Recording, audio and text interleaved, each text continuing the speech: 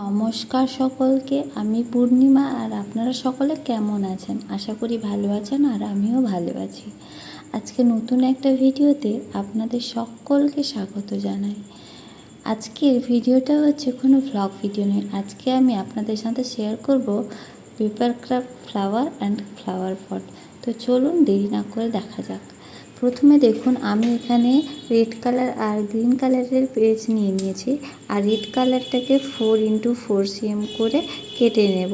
আর তাকে দেখুন এইভাবে 2 fold করে আমি বেশ ভালো করে ভাঁজ করে নিয়েছি আর ফ্লাওয়ার বানিয়ে নিয়েছি। তারপর এই যে গ্রিন পেপারটা, এটা দিয়ে বেশ ফুলের যে ডাঁটা হয় ওটা বানিয়ে নেব। ওটাকে রাউন্ড করে আঠা দিয়ে চিপকে দেব। তারপর ওই রাউন্ডটাকে আমি কাঁচের সাহায্যে 3-4টে করে কেটে নেব। এরপর এই পাতাগুলোতে একটু আঠা দিয়ে দেব। এরপর ফুলটাকে মিডিলে রেখে ওই পেপারগুলোকে ভালো করে টাইট করে অ্যাড করে দেব। দেখুন একসাথে কতগুলো অ্যাড করে নিলাম আর কতগুলো ফ্লাওয়ার বানিয়ে নিয়েছি। এবার বানানোর পালা পাতা। তো দেখুন আমার যে এক্সট্রা পেজটা ছিল, তো সেটাকে এইভাবে ভাঁজ করে দিলাম আর পেন্সিলের সাহায্যে হাফ পাতা ডিজাইন করে এঁকে নিলাম।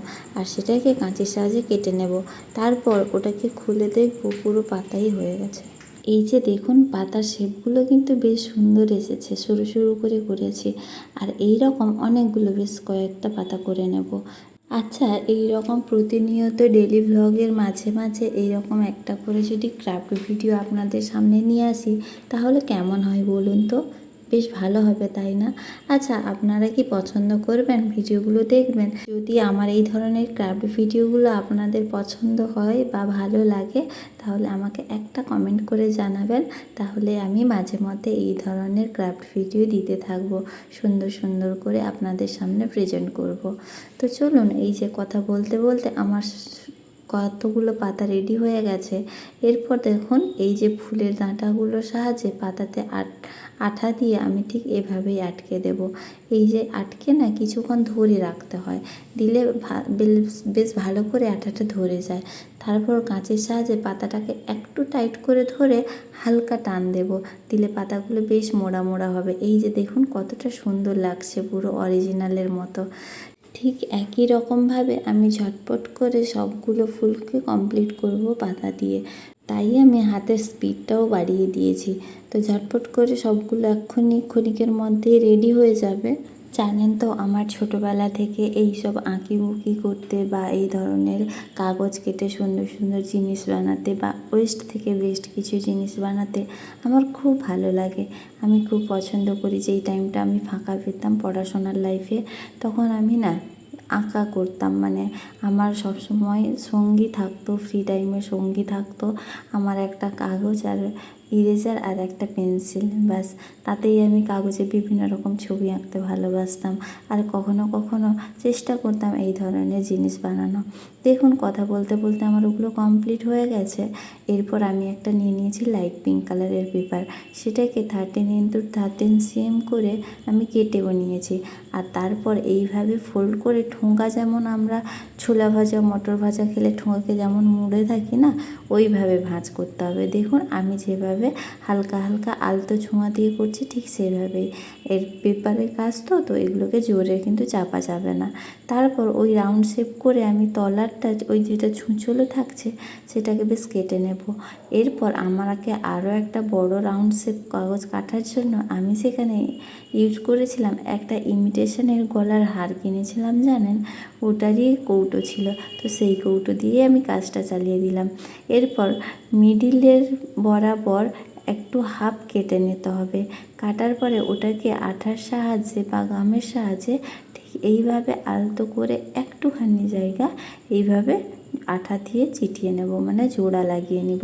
তারপর শেপটা ঠিক এই রকম দেখতে হয়ে যাবে।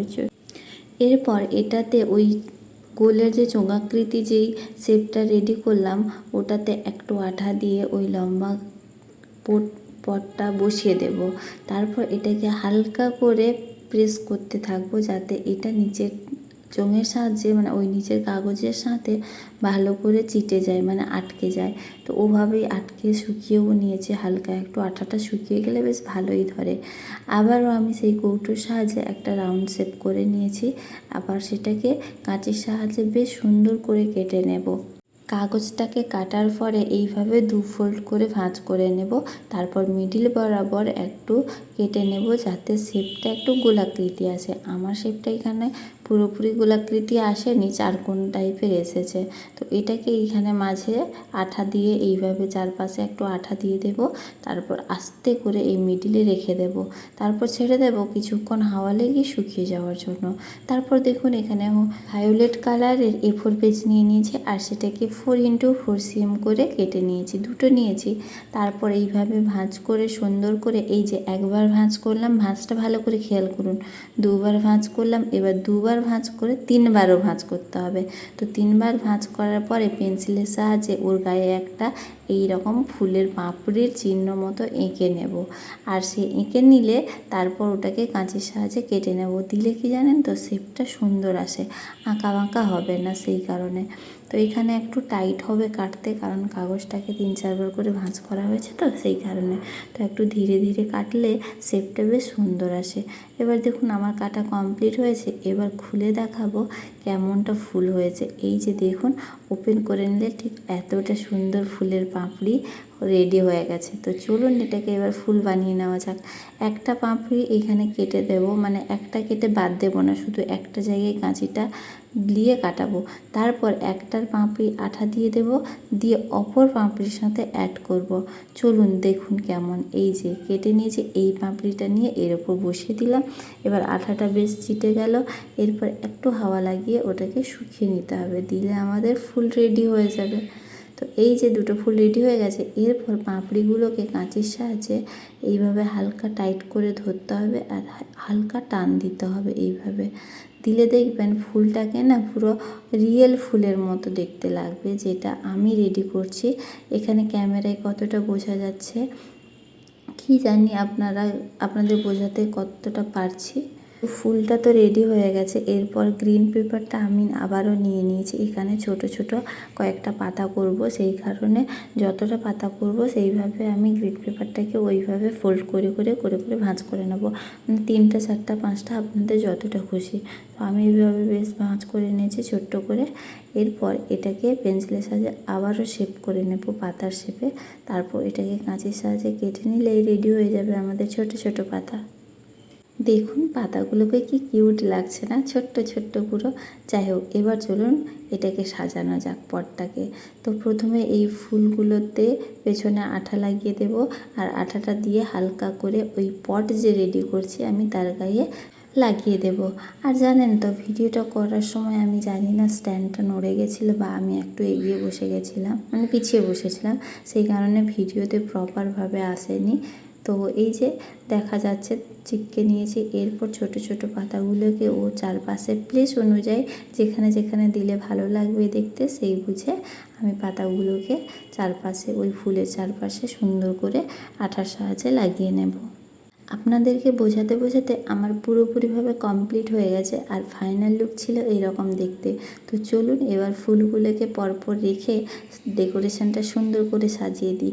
কেমন লাগছে আমার ঘরকে সেটাও আপনাদেরকে দেখিয়ে দিই।